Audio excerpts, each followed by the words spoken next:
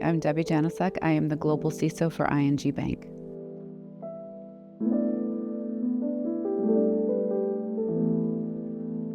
So I started out my career as a naval intelligence officer.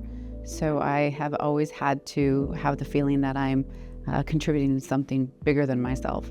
After my Navy career, I had gotten a job at a government organization that wasn't as operational and busy as I was used to in the military. And at that time, U.S. Cyber Command was standing up, and I was offered a job there based on something I did in the military, and fell in love with the fast pace in the job I was doing there and realized I needed to learn a lot more. So I went back to night school and got my graduate degree in cybersecurity.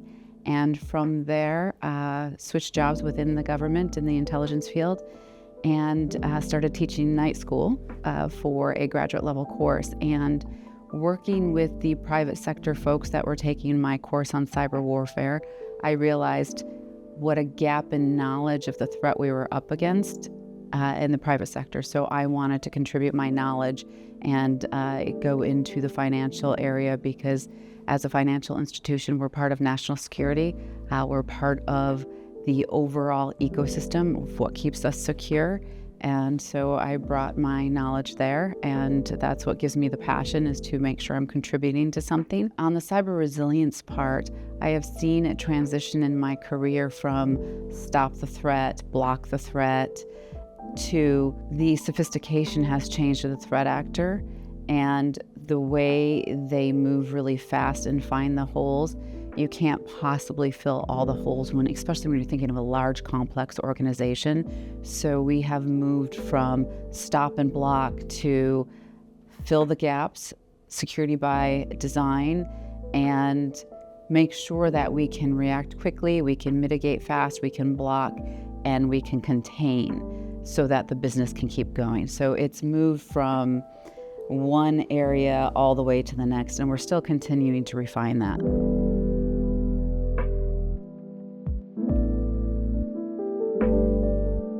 So I've been with ING for 8 months now. A great security program. The bank takes it very seriously, cybersecurity. We have our CEO that's involved in a security forum himself. So very, very seriously.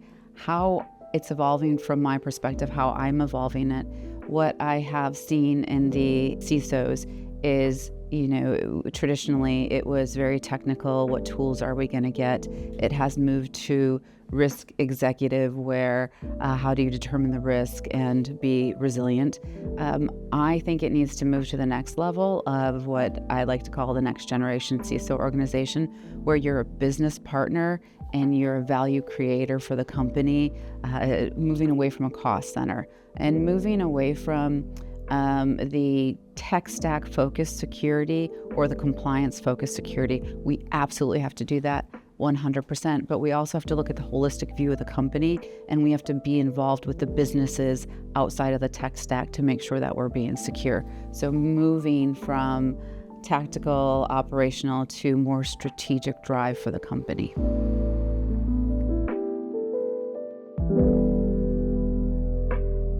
So quantum computing is projected to be a reality in 5 to 10 years. We don't know when that number is. Technology moves really, really fast. So you have to start preparing now as a company.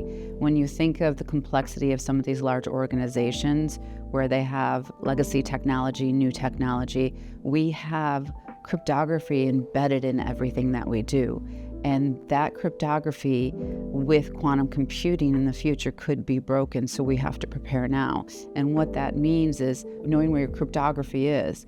If you don't know where it is, you don't know how to make sure it's quantum safe. So all companies need to start with an inventory.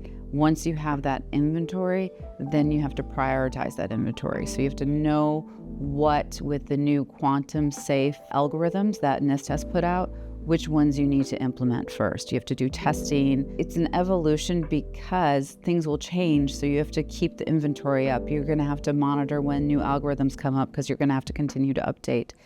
And at the same time, you have to look at what are your vendors doing. So we have a lot of dependencies on third parties. We have to make sure they're on the journey to be quantum safe in the future. So working with your third parties, working with research consortiums that are doing research on quantum.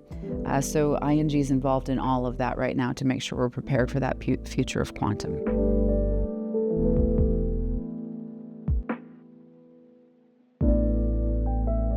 That's something that all organizations deal with when it comes to that. One of the things that I think is most important, and from my intelligence background, you can't make decisions without the right information. And to become proactive, you need that information. So I think that threat intelligence is one of the foundations of any security program.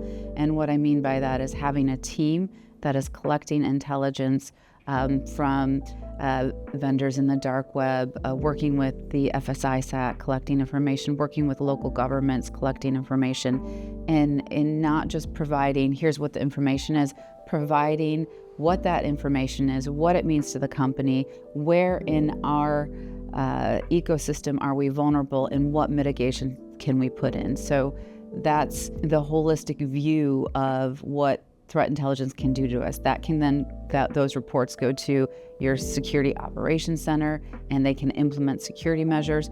But then you need to do higher level strategic reports to help the business make business decisions on what the threat coming in the future is. So we have to keep an eye on the horizon. What are the new tactics, techniques, and procedures coming, and how are we going to be ready for those?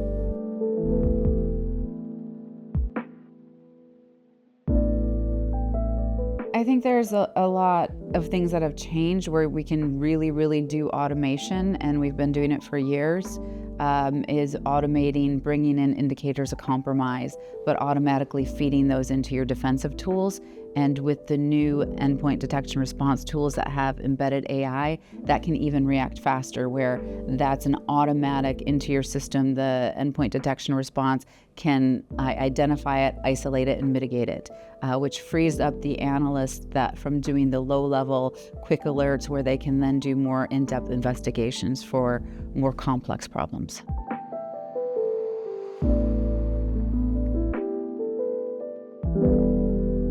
Well, I think if you look at next generation CISOs that are becoming more strategic and more aligned with the business, making sure that security is embedded from the foundation of a business in mortgaging in London, that security is involved with maybe new initiatives they have. So knowing what that ecosystem is and what the company is doing from a business perspective. So embedding security from the very beginning instead of learning about something that has been launched without security involved in it. So that builds the immediate trust that we are embedding security at the ground level instead of chasing to make sure security is pinned on later. And I think that helps our customer trust it. Not only when I say customers, our internal customers, so cybersecurity, our entire company is our customer. So they have trust, which then can empower them to portray that trust to the customer externally.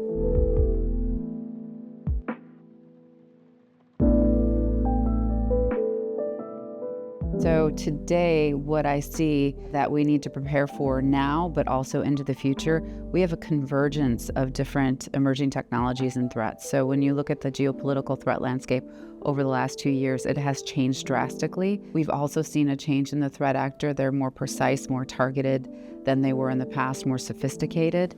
And then you have AI, quantum computing as well on top of that. And today we're looking at AI to use it in both defensive measures and also how is it going to be used against us from the threat actors, because they can use it to move faster towards us. And then you look at how are we preparing for the future of that technology, emerging technology that we're facing.